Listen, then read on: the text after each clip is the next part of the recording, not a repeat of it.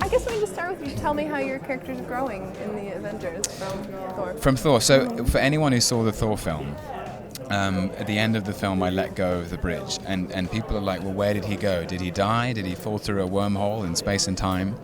And what happens in the space between the end of Thor and the beginning of the Avengers is Loki's made some very shady deals with the gangsters on the streets of the Nine Realms, and at the beginning of Avengers he comes to Earth to subjugate it, and his idea is to rule the human race as their king.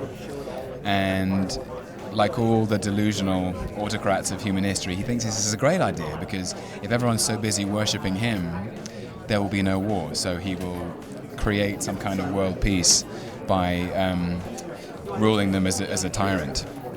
But he's also kind of deluded in the fact that he thinks that that unlimited power will give him self-respect. So I haven't let go of the fact that he's still motivated by this sort of terrible jealousy and a kind of spiritual desolation. Who did you kind of relate your character to from real life, or how did you find inspiration? I think I guess there are just a lot of people in the world who feel that they don't belong anywhere. And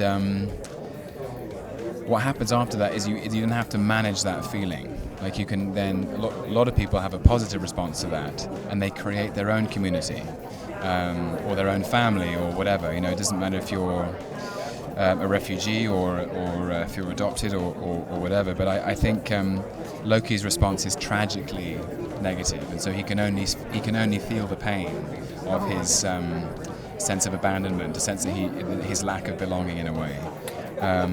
I'd like to think that somewhere down the line there's some redemption for him, in a way. Like somebody will say, you know what, Loki, you're all right, you know.